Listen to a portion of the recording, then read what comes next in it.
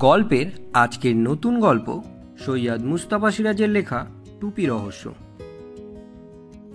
সৈয়দ মুস্তাফা সিরাজ জন্ম 1930 সালের মুর্শিদাবাদ জেলার খোসবাসপুরে। 1946-এ বর্ধমান জেলার গোপালপুর মুক্তকেশী বিদ্যালয় থেকে ম্যাট্রিক পাশ করেন। স্নাতক হন বহরমপুর কৃষ্ণনাথ কলেজ থেকে। ছোটবেলা থেকেই ছিল তার বই পড়ার নেশা। 1950 সালের ইবলিশ ছদ্মনামে প্রথম গল্প কাঁচি প্রকাশিত হয়। 1962 সালের সাপ্তাহিক দেশ ও প্রথম প্রকাশিত গল্প ভালোবাসা ও ডাউন ট্রেন। কথা সাহিত্যের সঙ্গে বেশ কিছু প্রবন্ধও লিখেছেন তিনি। তার মধ্যে উল্লেখযোগ্য হল হিজল কন্যা, নিশিমৃগয়া, মায়ামৃদঙ্গ, স্রোতে ভেসে আছি ইত্যাদি।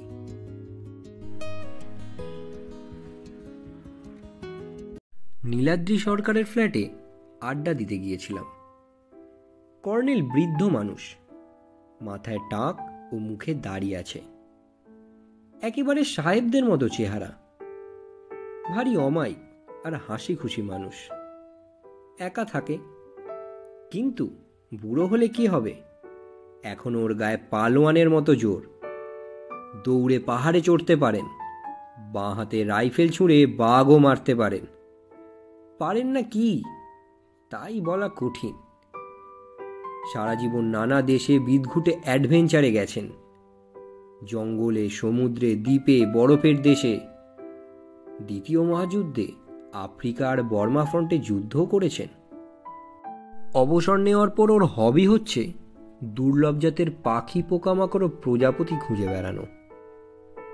এই জন্যে প্রায় উনি পাহাড়ে জঙ্গলে বেরিয়ে পড়েন। সঙ্গী বলতে আমি। আমার নাম জয়ন্ত চৌধুরী। আমার মতো একজন যুবকের সঙ্গে ওই বুড়োর গলাগলি ভাব যে কতটা, না দেখলে বিশ্বাস হবে না কারো। এই কর্নেল বুড়োর আরেক বাতি গোয়েন্দাগিরি। অনেক বড় বড় ডাকাতি আর খুনের হিল্লে করে বিস্তার খ্যাতি কুড়িয়েছেন। শুধু পুলিশ মহলেই নয়, সবখানেই ওর নামটা বিলক্ষণ চেনা। কেউ যদি বলে বুড়ো ঘুঘু, তাহলে বুঝতে হবে সে নির্ঘাত কর্নেলের কথাই বলছেন। সেই রোববারের সকালে ওর বাসায় গেলাম। তার পিছনে একটা উদ্দেশ্য ছিল। আমি দৈনিক সত্যসেবক পত্রিকার রিপোর্টার। আমাদের কাগজেই একটা অদ্ভুত খবর বেরিয়েছিল।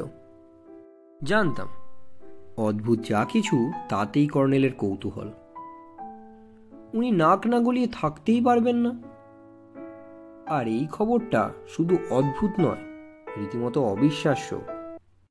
তো আমাকে দেখেই বুড়ো হাসতে হাসতে বললেন, এসো জয়ন্ত, এক্ষুনি তোমার কথাই ভাবছিলাম। নিশ্চয়ই তুমি সেই ভুতুড়ে টুপির ব্যাপারে খুব উত্তেজিত হয়ে পড়েছ। বললাম, ভুতুড়ে টুপি না জ্যান্ত টুপি? এই কথা বলে কর্নেল খবরের কাগজ খুলে একবার চোখ বুলিয়ে নিলেন। তারপর বললেন, ব্যাপারটা বেশ মজার, তাই না জয়ন্ত? চোঙার মতো ছুঁচলো ডগাওয়ালা এই ধরনের টুপি খ্রিস্টমাসের পরবে পরা হয়। আবার সার্কাসের ক্লাউনরাও এমন টুপি পরে ভাঁড়ামি করে। সেই টুপি কি না ইচ্ছে মতো চলে বেড়ায়, লাফায়, নাচে, বিছানায় ঘুমোয়, খাবার টেবিলে গিয়ে খেতে বসে, ইজি চেয়ারে আরামে ঘোরায়। খাসা, ভাবাই যায় না। টুপির মালিক যে ঘাবড়ে যাবেন তাতে আর সন্দেহ কি? বললাম, শুধু তাই নয় কর্নেল, বাগানে গিয়ে গোলাপ গাছে চড়ে চমৎকার দোল খায় বেটা। কর্নেল খুব হাসলেন। তারপর বললেন, বসো, এক্ষুনি টুপির মালিক মিস্টার গজেন্দ্র কিশোর সিংহ রায় এসে পড়বেন। একটু আগেই আমায় ফোন করেছিল। কর্নেলের পরিচারিকা মিস অ্যারাথুন একটা ট্রেতে কফি রেখে গেল। কফির পেয়ালায় সবে মুখ দিয়েছি, দরজায় ঘন্টা বাজল। তারপর এক প্রকাণ্ড দশাশয়ী চেহারা স্যুট পরা ভদ্রলোক ঢুকলেন। ওর হাতে একটা কিট ব্যাগ। আমাকে নমস্কার করলেন আর কর্নেলের সঙ্গে করলেন হ্যান্ডশেক। আমার সঙ্গে পরিচয় করিয়ে দিলেন কর্নেল। সোফায় গম্ভীর মুখে উনি বসলে কর্নেল বললেন, মিস্টার সিংহ রায়, বলুন কি করতে পারি আপনার জন্যে। সিংহ রায় বললেন, আপনাকে ফোনে তো সবই বলেছি কর্নেল, নতুন করে কিছু বলার নেই। ব্যাপারটা আজ 3 দিন ধরে সত্যিই ঘটছে। খবরের কাগজে তো দূরের কথা, বাড়ির কাউকে আমি বলিনি।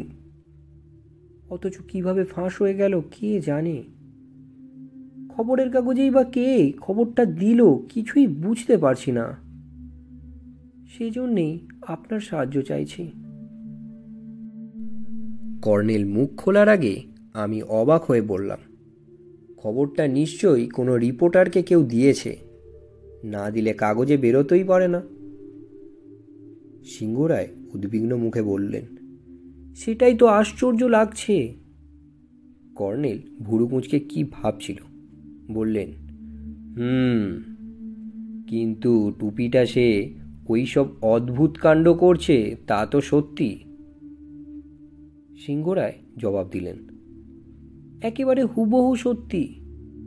টুপিটা কিনেছি গত বৃহস্পতিবার চৌরঙ্গীর একটা নিলামের দোকানে।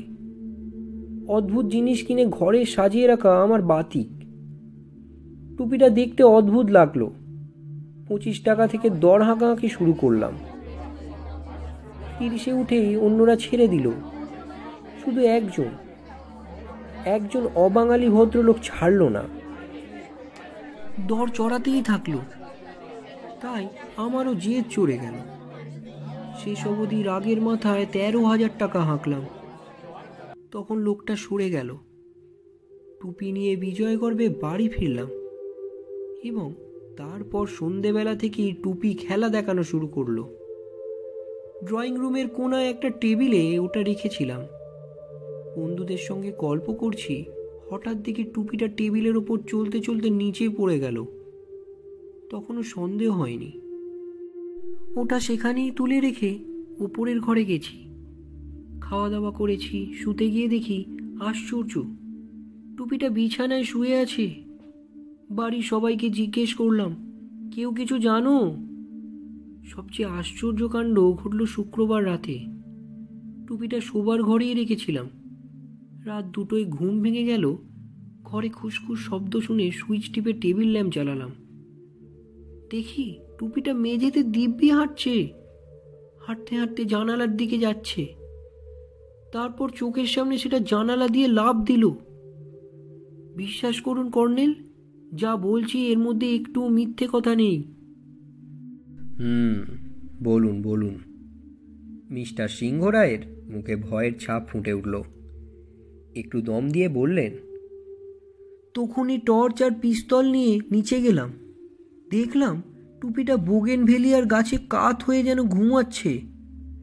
সবচেয়ে অবাক কাণ্ড হলো গত রাতে টুপিটা কখন ঘর থেকে বেরিয়ে গেছে, একটা গোলাপ গাছে চড়ে বসেছে। আজ ভোরবেলা মালি দেখতে পেয়ে। কর্নেল বাধা দিয়ে বললেন, বুঝেছি, টুপিটা কি এনেছেন? এনেছি। এই বিদঘুটে জিনিস আর কাছে রাখতে একটু ইচ্ছে নেই কর্নেল। বলে সিংহ রায় কিটব্যাগ খুলে একটা চোঙের মতো টুপি বের করলেন। প্রকাণ্ড টুপি, কালো রং, ছুঁচলো ডগায় একটা রেশমি টুপি আছে।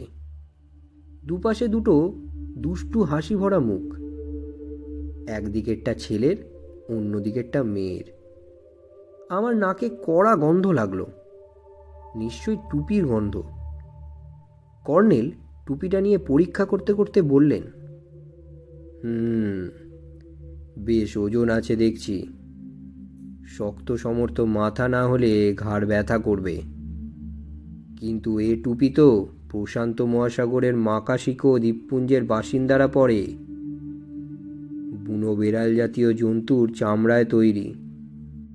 আমি ব্যস্ত হয়ে বললাম, কর্নেল, গত বছর মাকাশিকোতে রাজাকে হাঁটিয়ে এক সেনাপতি সিংহাসন দখল করেছিল না?